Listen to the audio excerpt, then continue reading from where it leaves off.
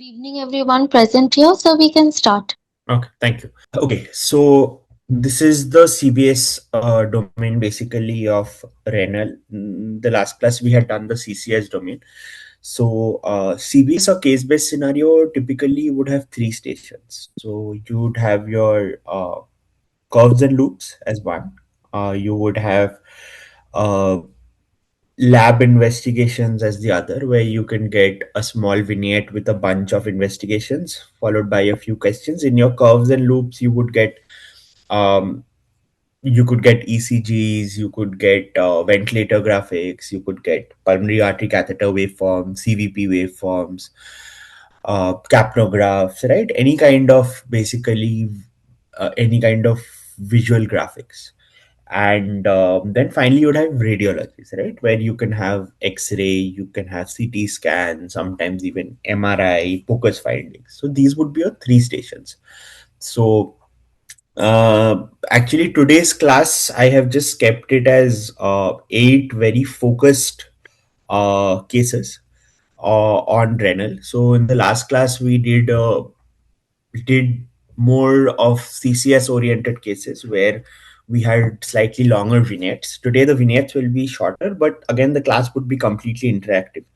This is basically to just like give you a sense of how the part two exam is going to go, and moreover, to just if you could just treat it as a mock, I think it would help you practice for your exam also. So, just a basic framework for you guys. Obviously, try to read the question, right? So, for your CBS, you would not get any time prior to when the vignette would be shown to you. Okay, so you have to try to pick up all the important things as early as possible because time would be an important factor. Each station would have around 10 questions, and you would have around 10 to 15 minutes for each station. So you can't spend more than 1 to at most 1.5 minutes per question. So the time you take to read every question has to be done ideally within 10 to 20 seconds. So that's why sometimes, it's not even possible to read the entire thing. You just have to quickly glance through it and pick up the things which you feel are the most important. So if you have a renal case, for instance, always have a look at the stage of AKI, the indices, the urinary, whether there's any kind of specific cast present. Look at the blood gas, quickly try to interpret the basic disorder, right? Look at any kind of dyselectrolytemia. Uh, you might be given a CRRT case. In that case, look at the prescription, look at the anticoagulation. There would be usually something going wrong with the CRRT. So try to pick that up as early as possible. You might also be given drug toxicity. So again, that's something you have to pick up early. So always, whether it's a CCS or a CBS case, always when you're stating the final diagnosis, state the life-threatening abnormality first. That carries extra points. So if you're having a hyperkalemia, right, which is you're having a potassium more than 7, that is a life-threatening abnormality. So you have to state that first. Always say this is a hyperkalemic ECG toxicity, severe acidemia, pulmonary edema, right? So these things should be stated first, right? So you can start from the numbers, then go to the pattern, then talk about the mechanism, and then say this is what I would immediately do, right, to correct the life-threatening problems. So a lot of values often have discrepancy, so don't overcommit and say that this is present, so this would be that, right? It's not black and white. Always try to present a little bit of nuance when you're interpreting a value also. And if you're given questions on RRT, try to answer in 4 parts. So first the indication of the RRT, then the modality, whether you'll be going for a CRRT, whether you'll be going for a SLED, and why you'd be doing that, and then the prescription of whatever modality you want to do, and then how you would monitor it, and also look for complications. And acid-base disorders, remember, you'll usually be given mixed disorders, so don't just stop at metabolic acidosis. Always talk about the entirety of the disorder. Even if there are dyselectrolytemias present within the blood gas, talk about that. You might have a high blood glucose level within the blood gas, talk about that. A high lactate. So these are things you can't miss apart from your basic blood gas. And also, if you have hypoxemia, mention that. If the patient has an ARDS, right, and you can calculate the PF ratio, calculate it and say the patient has a severe ARDS from the blood gas. If you are having a severe hypoxemia, say the patient has an elevated arterioalveolar gradient. So these are things you have to mention from the blood gas, because all of these would carry extra marks. Okay, so I think one person can start with one stem. In the middle, if you get stuck, somebody else can take over. So let's just try to keep this again interactive. These questions, these vignettes are quite short, so I've kept a few of them for you guys to practice.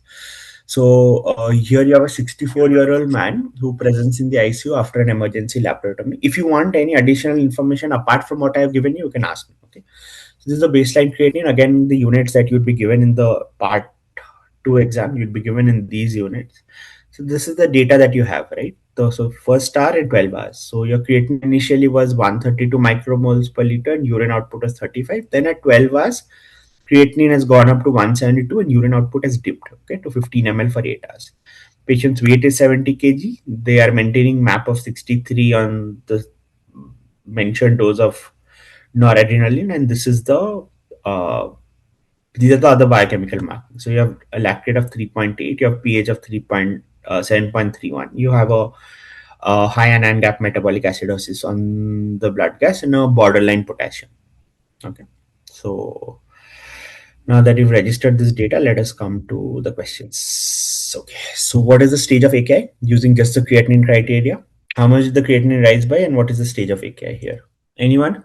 In the part 2 exam, you'll have to answer. You don't have the option of not answering. Even if it's not something you're sure about, you have to answer. Otherwise, the examiner will just not move on to the next question. So if you're not sure, you can take a guess. Stage 2, the creatinine rise and the urine output both. Stage Okay. 2. So what is a stage 2 typically? Like how much should the creatinine rise by for a stage 2? Don't be hesitant about wrong answers. This is the purpose of this class also, obviously, to revise these things. So if you answer something incorrectly and I tell you the answer, you will remember it. So I think this would help you.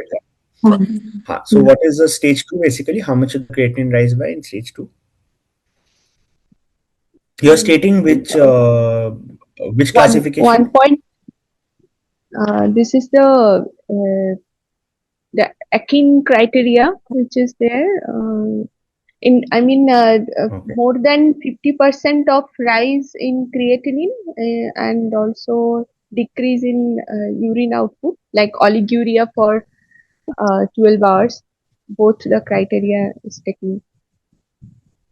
Okay. How do you define oliguria?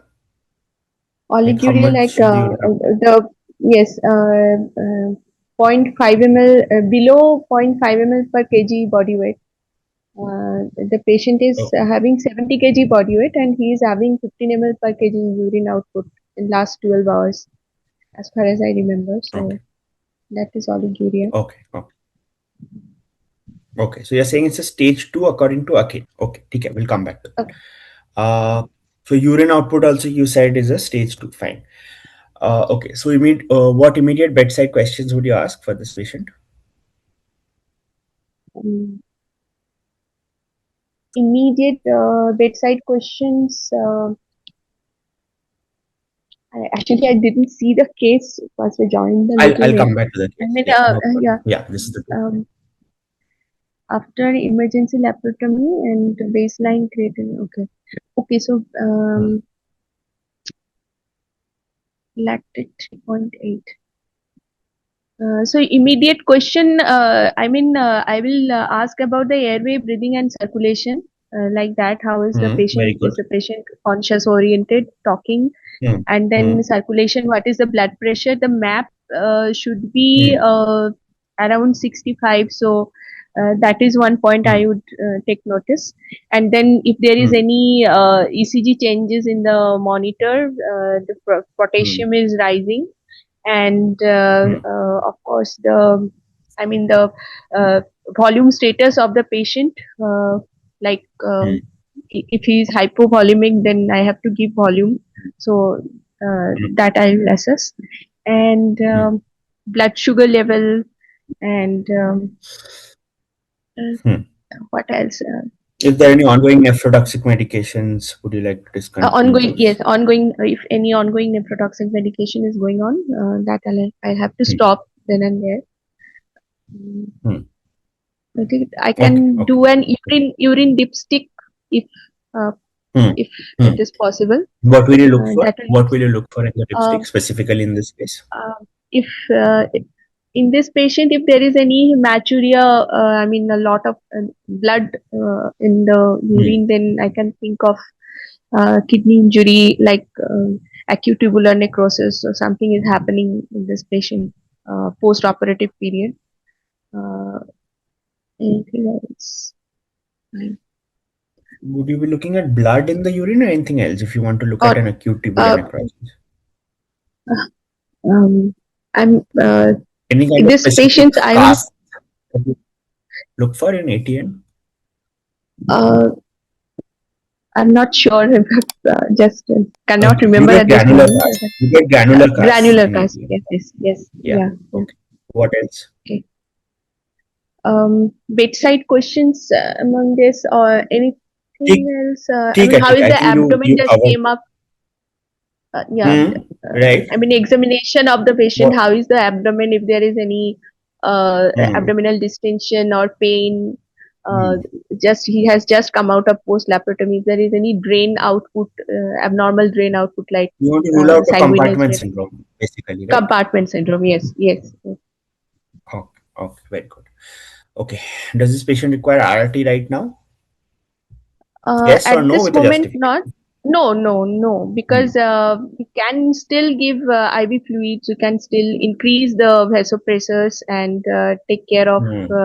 the acidosis with, if needed, with bicarbonate. Hmm. And we can see if the urine output improves or not. Then only we can decide about RRT. Because there was no other baseline kidney function was seems to be all right. So No. this is Okay. probably some perioperative event that has happened. That is why the KI has developed. Okay. Okay. Good. So this is twofold but not threefold, like you said. So this is at least Kidigo stage 2. When you're It's answering, you getting can stick to Akin. If you know Akin well, you can stick to Akin. By and large, Kidigo, I always found it to be simpler, right? So whatever criteria you are quoting, make sure you know that criteria well. So if you're quoting Kidigo, say this is according to the Kidigo criteria. Okay, but remember to know it. So like you said, it's a stage 2, and your urine output, like you said, it is actually 15 ml per kg, right, in a 70 kg patient, but for the first 8 hours it was zero point 0.2 ml per kg, so that also meets stage 2. Remember that if it would persist beyond 12 hours, then it would probably become a stage 3. So again, correct. So you have to basically risk stratify at this stage, right? So look at the perfusion, like you said, look at fluid responsiveness. If there is an obvious source of sepsis, adequate antibiotics, initiate the sepsis bundle. Look for any obvious source control that you can do, stop any kind of nephrotoxins that are going on. Look for urinary obstruction, very important in a post-op patient. So you can say, I would like to do a ultrasound to rule out a post-renal cause of AKI. That's Okay. again important. And also, you, according to the renal function, you review your drug dosing and monitoring frequency. Okay. And obviously there's no absolute indication right now, so you can wait. So the potassium is high, but it's not a refractory hyperkalemia. There's no refractory acidosis, no pulmonary edema, so you can wait and watch, right? But you can involve a nephrologist, and if there is worsening, then you can go ahead for a renal replacement therapy. So quite a simple vignette.